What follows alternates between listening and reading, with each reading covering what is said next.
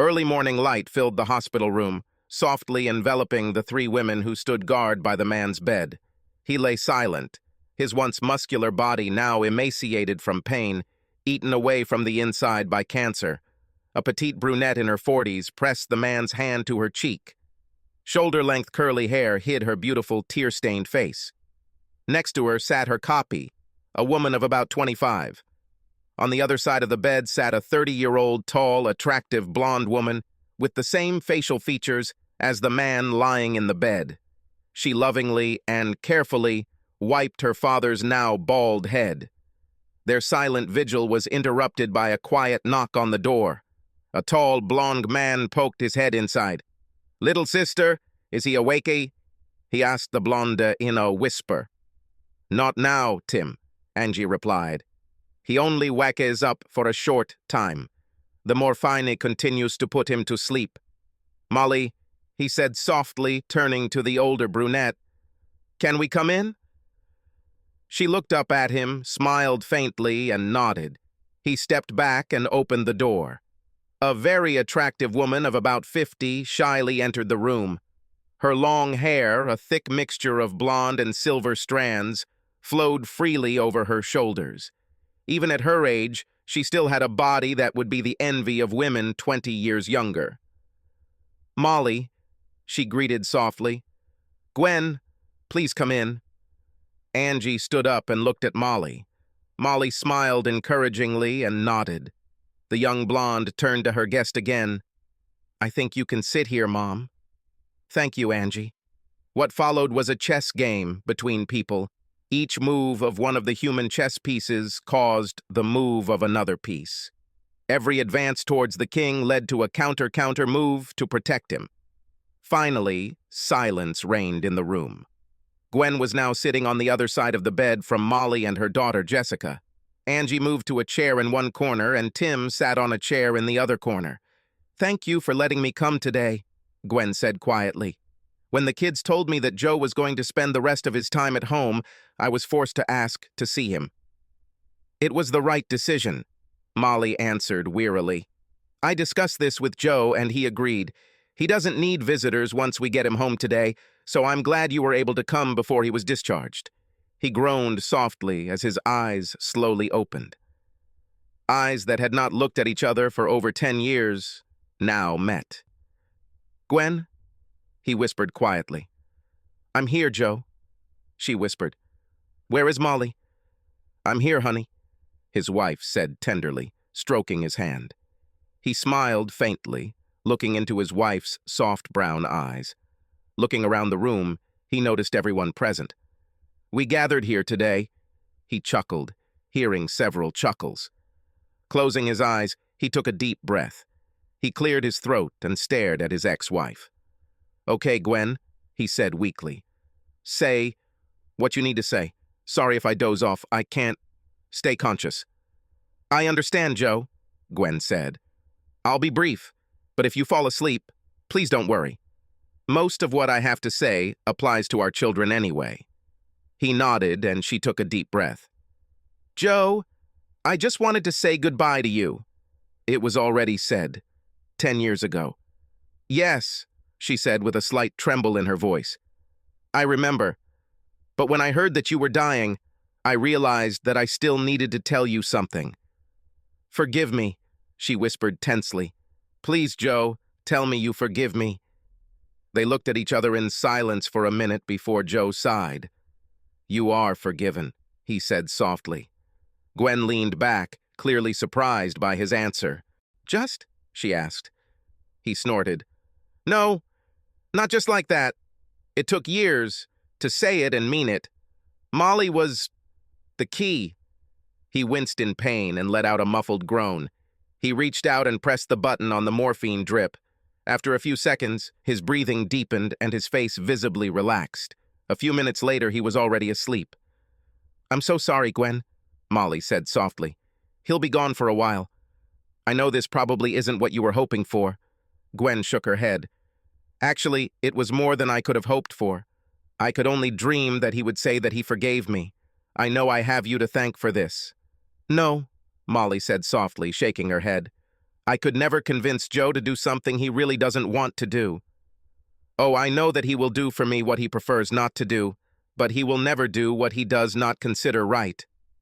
Well, I'm still grateful that he found someone like you after I lost his love. You didn't lose his love, Mom, Angie hissed. You threw it away? I know, Angie, Gwen answered sadly, and I will regret it for the rest of my days. You also regret it, don't you? Angie snorted and then sat silently, pursing her lips, looking as if she had eaten a lemon. My soul, we all regret things we wish we hadn't done, or things we hoped would have turned out differently. Some of this was beyond our control, and some of it we brought upon ourselves.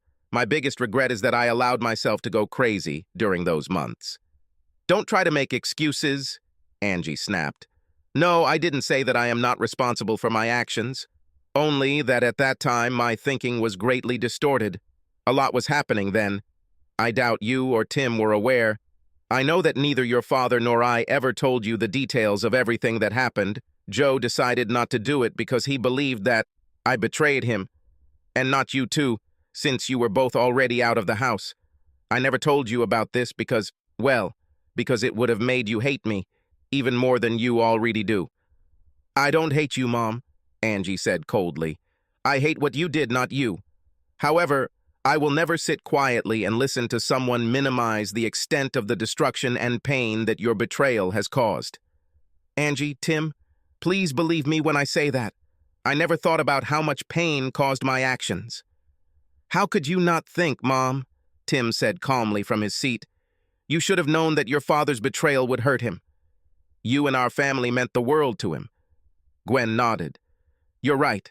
I knew what I was doing was wrong, but I ignored the possible consequences. When I allowed myself to think, I immediately realized the danger I was putting my marriage in. Unfortunately, this realization only came when I was already involved in the affair. By then, it was already too late. During the divorce, everyone asked me why I did such a terrible thing. I wish I had a better explanation than the lame excuses I came up with back then. I've had 10 years to analyze my actions, and I believe I now have a better understanding of what happened. It's not an excuse, she said, looking coldly at her daughter. It's just an explanation of how it happened. Until now, I didn't want to admit the reasons because they made me look as selfish and superficial as I was. Simply put, several things happened simultaneously that gave me the opportunity to change Joe, and I arrogantly and foolishly went for it. Gwen, Molly said softly, you are a very beautiful woman. I'm sure that throughout the years of your marriage, you have had many opportunities to break your marital vows. Gwen smiled faintly at her ex-husband's wife. Thanks. And you're right. I've had a lot of opportunities, but not like this. Joe started traveling again after he got a big contract. I knew he took it to help pay for Angie and Tim's college. We discussed it and agreed. It was only for 6 months, but it affected me worse than I could have imagined. When he traveled early in our marriage, I had children to help me cope. Now that they were both in college, I was left alone. I felt so old and lonely. Then at work, a young, handsome man started stalking me. I understood that Douglas was only doing this for sex, but when you get the attention of a beautiful, rising corporate star, it's very flattering. Angie snorted as a pained expression of disappointment appeared on Tim's face. Gwen quickly continued. Like I said, she said calmly, looking at her children, I was arrogant and selfish. I know this doesn't justify what I did, but I hope you can understand how I allowed it to happen. I want you to know that this was never anything that your father did or didn't do. It was my fears and then my ego that opened the door. I never stopped loving him, even during the affair. How can you say that, Mom? Angie grinned. You slept with another man. I know you don't believe it, but it's true. The problem wasn't that I didn't love your father. I loved him. The problem is that I loved myself more. During this time, I put my needs and desires above the needs of my family and your father. For 4 months, I used my feelings of unhappiness to justify betraying my marital vows. When I finally came to my senses, I ended the affair. But the seeds of destruction had already been sown. I hoped that I could come to terms with this and spare your father the pain he would feel when he learned that his wife was a cheating slut. I knew there was a high chance that he would divorce me if he found out." "Then why did you tell him, Mom?" Tim said sadly. "Was it just to ease your guilt?" Angie intervened. "No, honey, that was not the only reason. Yes, my guilt was eating me alive. I knew that your father might have noticed that after that contract, everything had changed.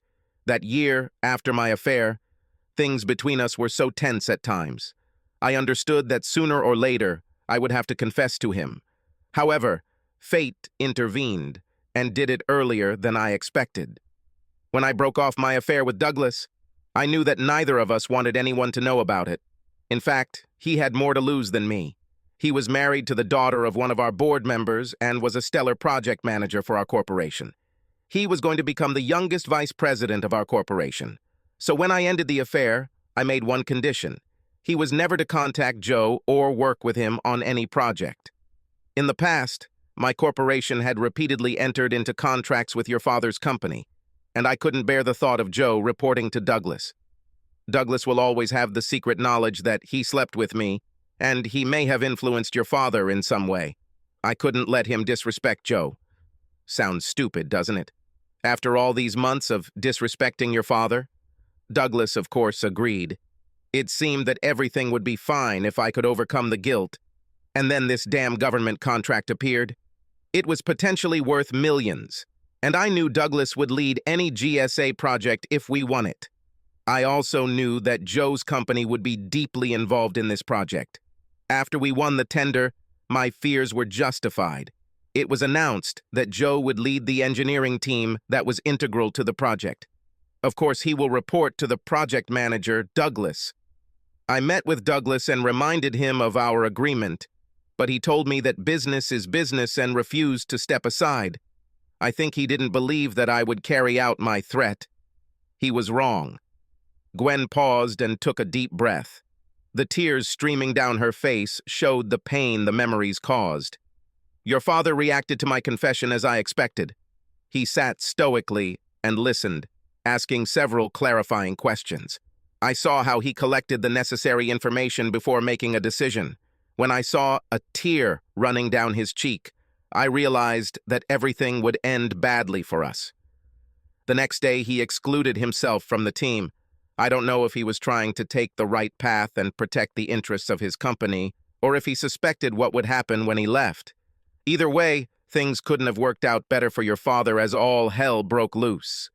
He was a key figure on that team, so when he tried to leave, it attracted the attention of everyone, including the big shots at both of our companies.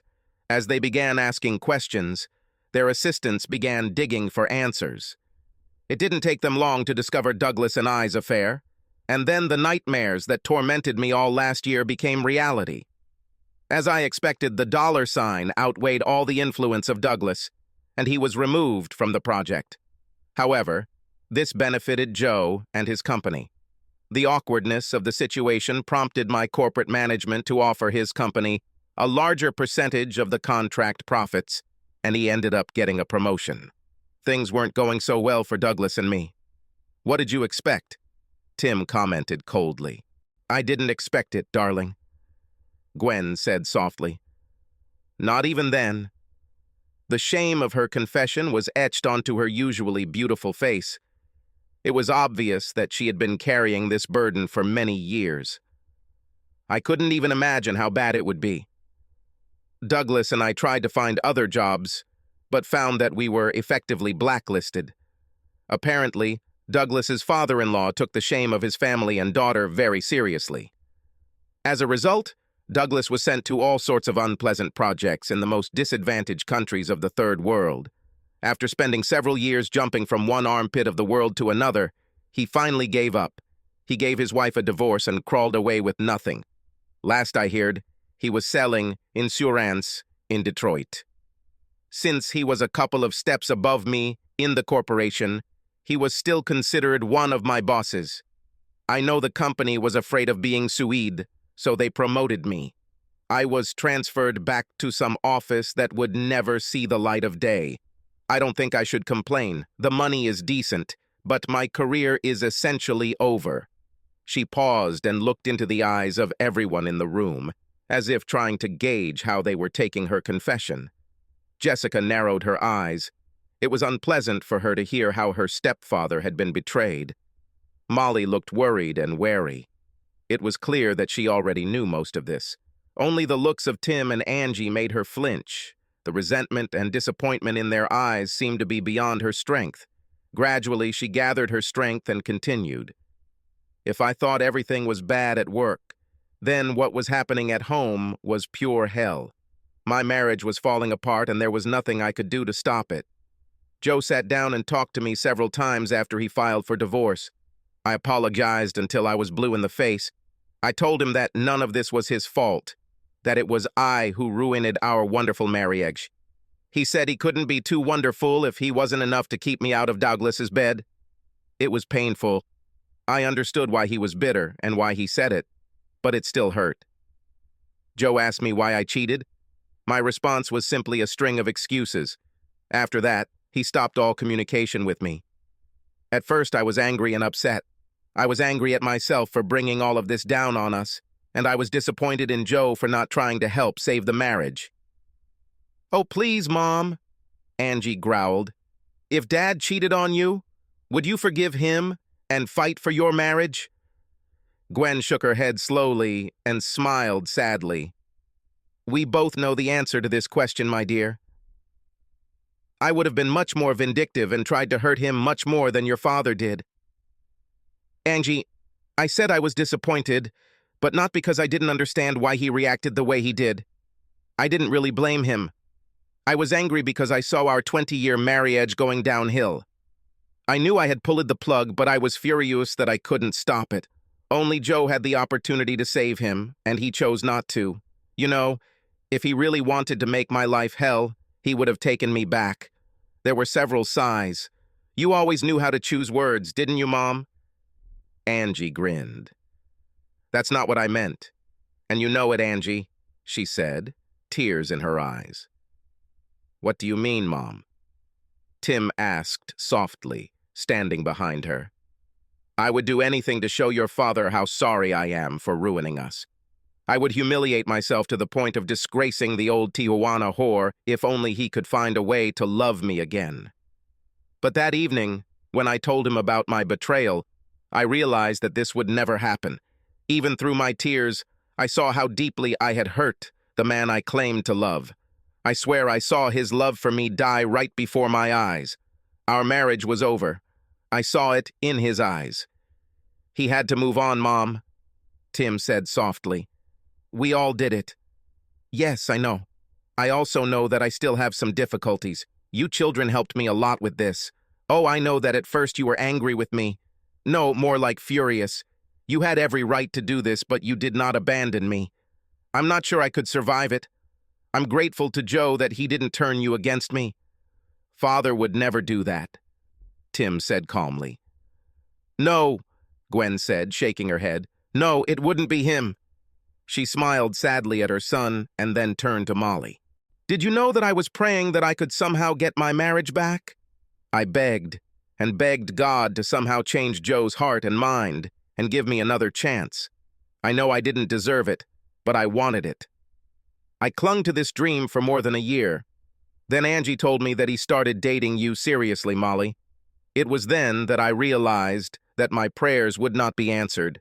Only after you and Joe got married did I seriously try to get my life together. I started dating again, and that's when I learned what kind of marriage I had before I ended it. We had something very good, but I forgot how special he was. But I was reminded of this when I started dating again, God. How I was reminded. I dated quite a bit, but it always led to me comparing him to Joe, and it didn't last long after that. There is a special intimacy between lovers that comes only with time. Only someone who has made love to you many times already knows when you want to be taken by force, with unbridled passion, and when just gentle caresses and a soft kiss will bring you to the limit. You can't imagine how humiliating it is to realize that just because you want your lover to know these things, it won't happen. And not because he doesn't want to, but because he doesn't know you and your body well enough to understand what brings you the most satisfaction at the moment. My nightmare was the realization that I was the reason that these things disappeared. Because of my actions, every romantic relationship I now had was forced to start from scratch. Oh, there have been a few relationships that have seemed promising over the years. 2 of them even ended in proposals, but I rejected both of them. Why? Molly asked, with concern on her face. Why didn't I agree? Gwen took a deep breath. Well, it's a little difficult. One of the reasons was that I still loved my ex-husband. Mother, Angie grumbled. No, Gwen snapped. You can't tell me what I already know very well. There's nothing you can say that I haven't heard and said to myself a million times. None of you can tell me how I feel. I love your father and always will. I know it won't change anything, but I will always feel guilty for what I did. I'm learning to live with these feelings and move on. In some ways I succeeded, but in other areas, I was still stuck. Angie, honey, Molly said softly, trying to calm the situation. It's okay, I'm not jealous. I know how much your dad loves me. Gwen winced slightly. I know that too, Molly, Gwen continued, calming herself. That's why I felt I could make such a statement. I know that his love will remain with you forever. I admit that I am jealous of this, but it was my own doing. Please, I don't want anyone to think that my feelings for Joe were the reason I turned down those marriage proposals. Everything is much deeper. Like everyone here, I wondered. If I truly loved my husband, as I said, then how could I betray him like that? I wish I had an answer I could live with.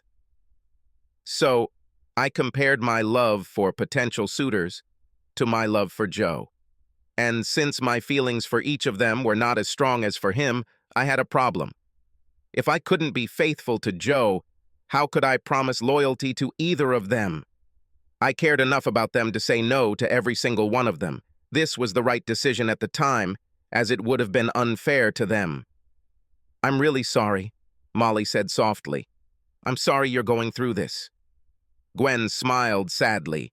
It's easy to see why Joe fell in love with you, Molly, she said sadly. You are beautiful both outside and inside. Thank you, but please, Molly said with concern, don't make some kind of saint out of me. I have my regrets, Gwen. Most of them relate to my first marriage, but one in particular relates to Joe. Mother? Asked a worried Jessica. No, it wasn't something terrible, but I'm ashamed of it. Since Gwen speaks so boldly about her regrets, I will try to follow her example. It happened a few months after Joe and I started dating. Our dates were pretty hot and heavy, but we weren't, we weren't. Molly paused, her face contorting as she tried to find the right words. Having sex, Jessica said, smiling. You mean deal with freaks? Angie added with a chuckle. Hide the sausage. Fool around. Girls, Molly gasped. Knock boots? Jessica howled. Hit. Make children?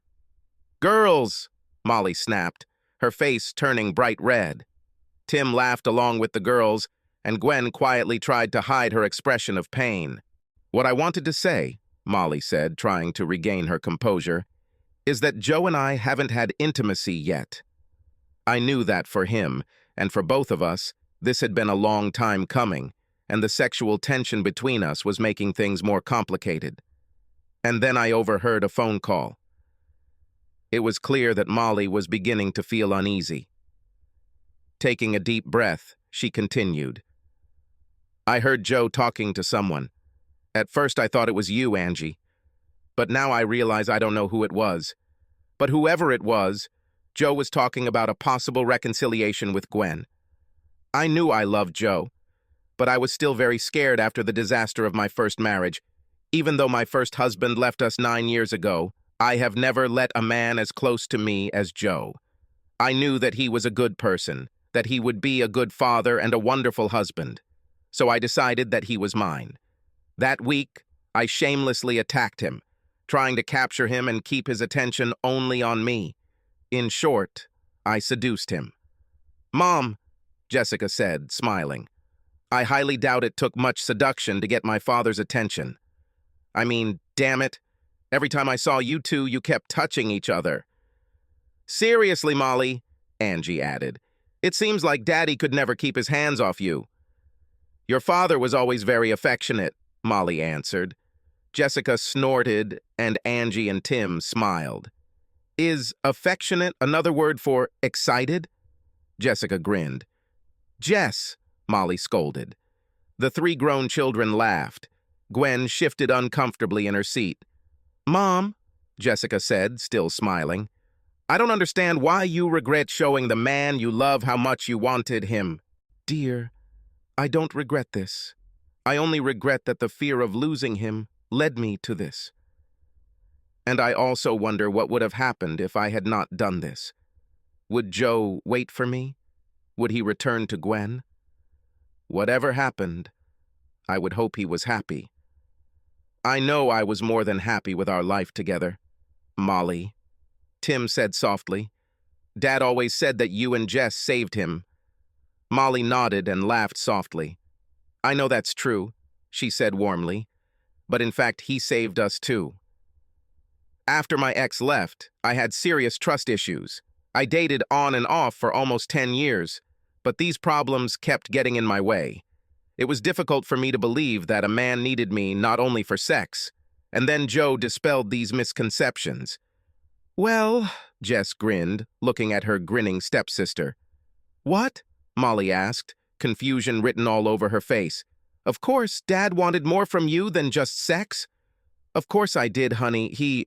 Oh, God. Tim, Angie, and Jess laughed as they watched Molly's face turn bright red again. Jessica Patterson, behave, she answered, holding back a she smile. Your father's love was much more than just that. He is a good man and a wonderful father. Even when he first got sick, he still took care of us. I couldn't have prayed for a better, more loving husband. He has made the last 8 years happier than I could have ever imagined. I never thought Joe would seriously consider reconciling with me, Gwen said quietly. I wonder who he could talk to about something so personal.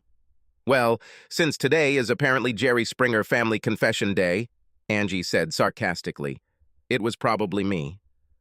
My dad and I had several conversations on this topic. I had no idea that you were so involved in his decisions at the time, Molly said softly.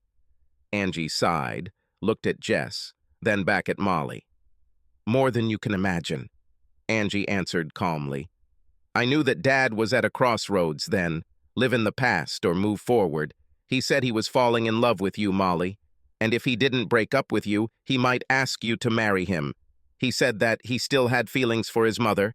He told me that you can't be married to someone for that long and not have feelings for her. I asked him about these feelings. He said that if before it was almost pure love, now it is a mixture of love and hatred, anger and bitterness, fatigue and despair. He was unsure whether to go back and try to deal with these feelings or start over. Naturally, since I was trying to set him up with Molly, I pushed him into it. Have you tried to set him up with other women? Gwen said sadly. I didn't think you hated me so much. Mom, like I said, I don't hate you, but it wasn't about you. It was about Dad. I saw what your betrayal did to him. It almost killed him. On the outside, he might appear strong and calm, but on the inside, he was bleeding. I stayed with him that summer after you told him about your affair. It was a month after your confession and all hell broke loose. I can't tell you how many times I went up to his room to check on him and heard him cry. He didn't cry in front of me, but when he was alone in his room, he gave vent to pain. I sat quietly outside his door in the corridor and cried with him. Tears filled Gwen's eyes, and she slowly shook her head. I never knew, she said quietly. I knew I hurt him, but I never saw any signs of his pain other than his occasional outbursts of anger. That's because he didn't want you to see it.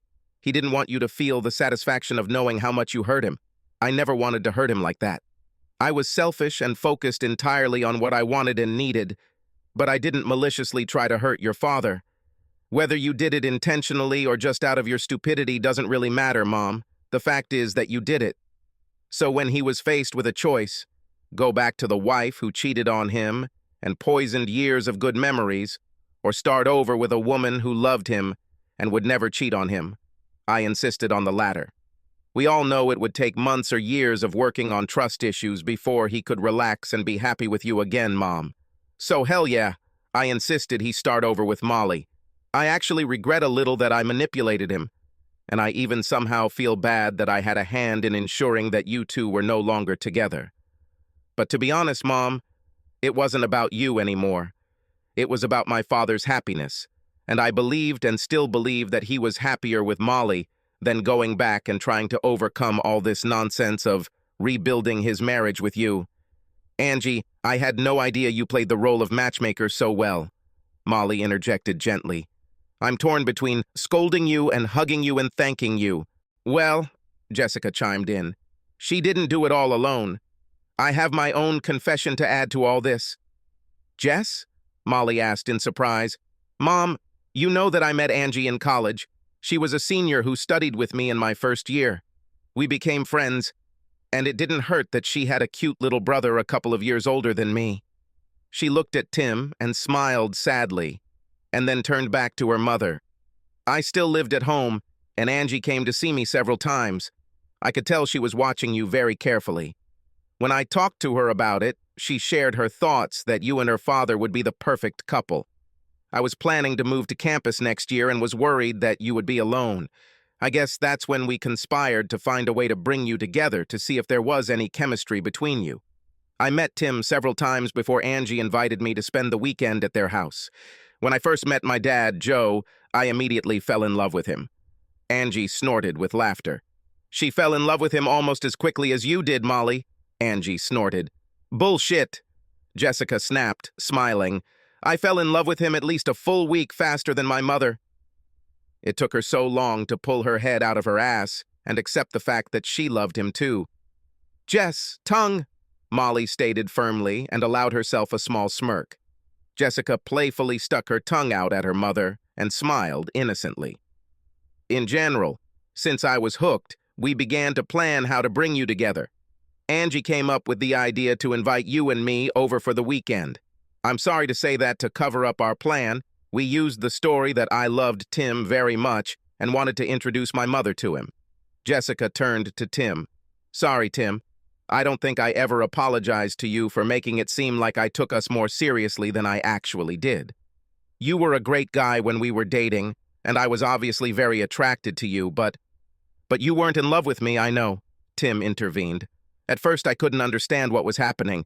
I knew that I liked you more than you liked me, but that first visit to my home was a surprise to me. Then, when I saw you with your father, I became even more confused. I won't say that a guy's ego doesn't suffer when his girlfriend falls in love with his father more than with him, but after your next visit with your mother, I finally understood everything. Until this moment, I was afraid that I had fallen in love with a girl with serious problems with her own father. Well, Jessica laughed. Probably, in some sense, it is. I don't know many 19-year-olds who change their last name when their mother remarries. Even though we had never lived under the same roof before, he was more of a father to me than any other man. Well, Tim chuckled, after I saw your mother and watched your father's reaction to her and you, it became quite obvious. I had already forgotten how long it had been since I had seen him smile and laugh like that. The silence in the room was filled with both smiles of memories and anxious regrets. Well, Tim said quietly, since everyone else has admitted to some deep, dark secret, I guess it's my turn now. When all eyes turned to him, Tim cleared his throat. I just wanted to let you know that you'll probably read something in the newspapers next week that might upset you. And yes, it's true. I am the lost Kardashian sister, and I recently got engaged to Caitlyn Marie Jenner. Jerk, Angie snorted. The room was filled with sporadic laughter, a stark contrast to the previous mood. Just like his father, Gwen and Molly said at the same time. Both women looked at each other in surprise before Tim intervened again. Thank you, he said, smiling warmly. I couldn't think of a better compliment. The room's giggles gradually died down, and an awkward silence reigned before Gwen stood up gracefully. Molly? She smiled sadly. Thank you again for letting me come here today. I'm still trying to move on with my life. This meeting was a big step for me. Thank you for allowing it to happen. You're welcome, Gwen, and I hope you can move on and have a wonderful life. It was mostly Joe's decision, although we both felt something good could come out of it. If he didn't think so, I wouldn't agree. I won't let anyone hurt my husband. I wish, Gwen whispered, I wish I could be as passionately devoted. She looked at her son. Tim, will you take me to the hotel? He nodded and gathered his things. Gwen looked back at the frail man sleeping on the bed. Molly, please tell Joe he's in my prayers, just like you and Jessica. I'll pass it on, and thank you. Gwen turned and slowly walked out of the room. As soon as she was on the other side of the door, tears streamed down her face, and she sobbed softly. She realized that this was the last time she would see the love of her life alive. 2.5 weeks later, Joseph Randall Patterson, 53, died. He died in his sleep, at home, surrounded by his loving family. The funeral service was bittersweet. Molly sat between Jessica and Angie in the front row. To the surprise of some in attendance, Gwen also sat in the front row between Angie and Tim. After the service, friends and family offered their condolences and then left for a family reception. All 3 grown children now surrounded Molly as she stood outside the limousine. Molly, Angie said tenderly, I want to thank you again. I never thought I'd see Dad smile again after the divorce, but you and Jess brought that back into his life. You reminded him that he could love again, and there was no doubt that he loved you both. Molly reached out and gently took her hand.